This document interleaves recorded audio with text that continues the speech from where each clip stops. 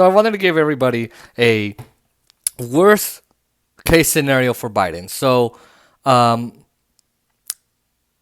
worst that can happen with a Joe Biden win. So and I'm gonna do another segment. The best that can happen with a Joe Biden win. Okay. So number one, he's gonna put Republicans in his cabinet or try and put people.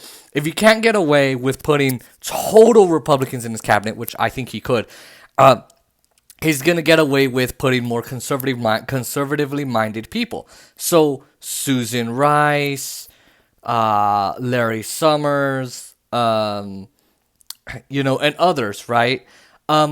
So that could happen is he makes a cabinet that's so Wall Street driven, so corporate America. I mean, they won't even know what Medicare for all even stands for, right? They won't even know your struggles. Period. Now, what else could they do, right? So you have a Republican kind of cabinet, right? More war. So Joe Biden would let North Korea continue its nuclear weapon developments. The Republicans will forbid him from going to go see Kim Jong-un, even though they let Trump do it, and Trump fell in love with him, and then they wrote beautiful letters to him. And then nothing will happen with North Korea except they're going to keep throwing missiles into Japan and possibly into some U.S. Territories or even the U.S. itself. Number two, well, then they're probably going to escalate with Venezuela. They're probably going to do another coup. They're probably going, like Trump would. That could be a dangerous situation right there. Number three, he could also, in terms of the war, he could also continue the drone wars. We're in, 8 wars that Obama started. He bombed 8 countries. I can't name them all, but I mean, Afghanistan, Pakistan, Syria, Libya, Sudan, Yemen, I think Egypt. I mean, just a whole bunch of countries. Somalia. So I just about named all of them. And so he's gonna continue those wars. He's not gonna actually get out of the drone wars. He's gonna increase the level of troops in Afghanistan. Now, could he get rid of the troops in Afghanistan? Could he take them out and bring them home and save that money? Sure. What I think he might do is say, oh, okay, I'll bring some home, and then like in the middle of his first term go, well, we need to create what Hillary called an intelligent surge, which nobody knew what that was.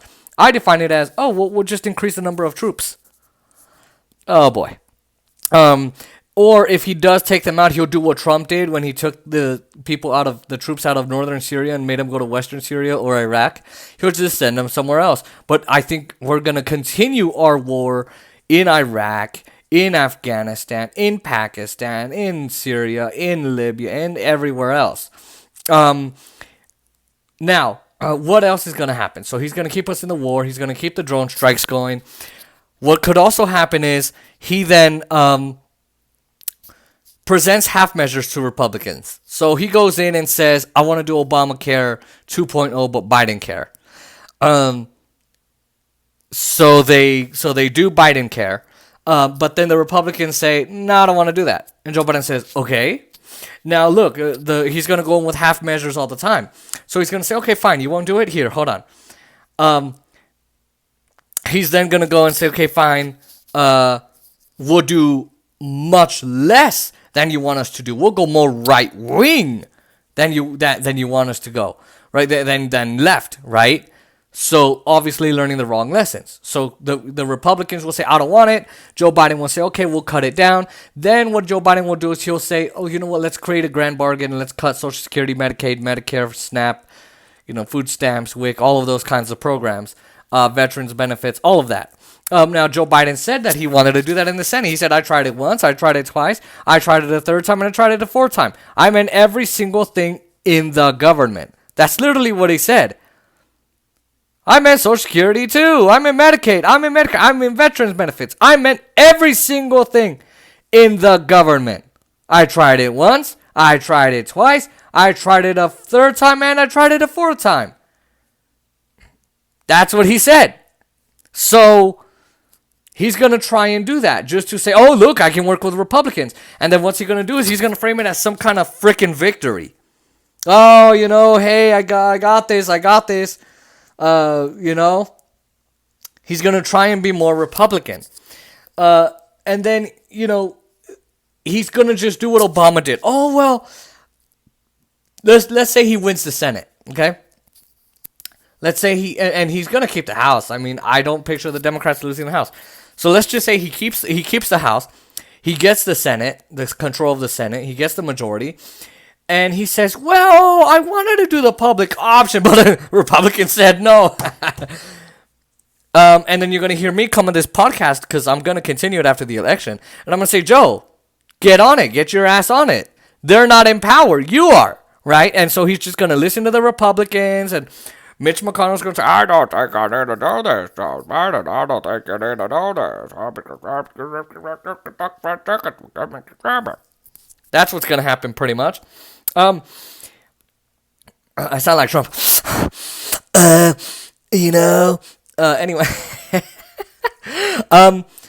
So he's going to try and meet the Republicans halfway. He's going to continue making, here's the next point. He's going to continue making the Democratic Party go more to the right. So he's going to make the party become more conservative. He's going to make Kamala the heir apparent. He's going to make her the heir to the White House just by name recognition alone. They're going to lie and say, oh, he made all this positive change and the country's better off. No, he's not going to make that change. No, the country's not going to be better off. And so what's going to happen is he'll make it more right-wing. Kamala will come in. She'll make it more right-wing. But then, obviously, if they get more right-wing, the Republicans are going to go, well, okay, well, if this is what they're going to do, we need to get more right-wing. So they're going to become more right-wing. And then what's going to happen? There's going to be no Democratic Party. Now, look, I know people think that, let me put that down. It's my voiceover.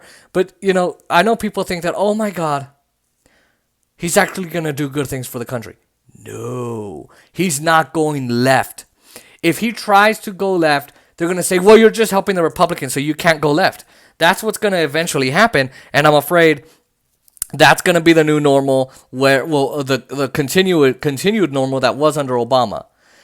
Now, here's another thing that he's going to do. Besides working with the Republicans, besides presenting half measures, besides cutting Social Security, Medicaid, Medicare, and every single other benefit, besides keeping us in more wars, he's going to say, shut up, F you to the left. Obama got rid of his ground game in 2009. He's like, I don't need you. I don't need you. Go ahead and go home. I really don't fucking need you. And pretty much what happened was, Republicans were trashing the healthcare plan. Nobody was there to protect Obama. He didn't have enough people to support him because he told the ground game, the progressives, go home. The base was energized. The base is energized now for a dumb reason, just to get Trump out. And so he's going to say F you to the left. He's going to say to hell with us. He's not going to actually involve us in anything. He's not going to do any left-wing policies that we want. Green New Deal, Medicare for all, housing for all, jobs for all, federal jobs guarantee, canceling student loan debt.